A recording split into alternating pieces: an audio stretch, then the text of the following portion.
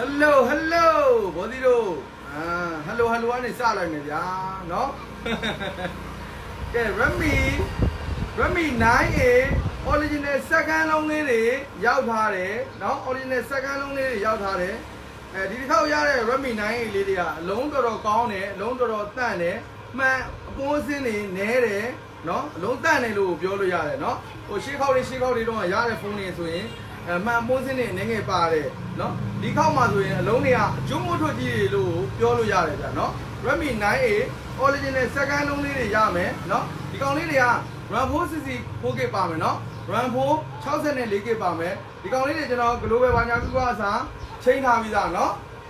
Redmi 9A ကိုဒီကောင်လေးက CEI ဟာပိတ်ပြပြီးသားအခွန်ဆောင်ပြီးသားเนาะဒီကောင်လေးကျွန်တော်ရောင်းချပေးမဲ့ဈေးက2,900,000ပဲပါဗျာเนาะ2,900,000ပဲပါ Redmi 9A ပါဗျာเนาะ Redmi 9A အမဲလေးတွေစိမ့်လေးတွေအပြာလေးတွေရောင်းတော့ရပါမယ် original second လုံးစစ်စစ်ဖြစ်ရပါမယ်ဗျာเนาะအဲ့ဒါမှခလည်းကျွန်တော်တလပေးတယ်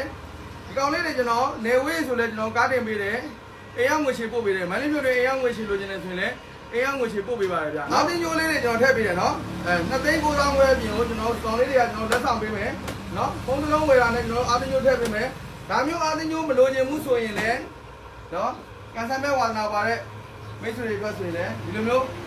လက်ကြီးတော့ကန်ဆယ်မဲလေးလည်းလှည့်ရမယ်ဗျာเนาะကျွန်တော်ဒါမျိုးလေးတွေစီစဉ်ပေးထားတယ်ဒါတော့ကျွန်တော်မြေတာလက်ဆောင်အနေနဲ့ဗလာမပါကန်ဆယ်မဲဒီထဲမှာဗလာမပါဘူးကြားတဲ့ဟာကိုကျွန်တော်လက်ဆောင်ပေးမယ်ဒါတော့ကန်ဆယ်မဲလေးပေါ့เนาะအပျော်သဘောအနေနဲ့ကျွန်တော်လုပ်ပေးထားတယ် Redmi 9A ကိုကျွန်တော်တို့စိုင်းကိုလာရောက်ရွေးချယ်ဝယ်ယူနေဆိုရင်တော့စိုင်းလိပ်စာ58နဲ့113မှာရှိပါတယ်ဒီကြီးလိုမျိုးနဲ့မန္တလေးမြို့မှာပါကျွန်တော်လက်လီလက်ကားလေးရတယ်ဗျာเนาะလက်လီလက်ကားလို့ကျင်နေဆိုရင်လည်း Viber မှာတိုက်လေးတောင်းပေးပါကျေးဇူးတင်ပါတယ်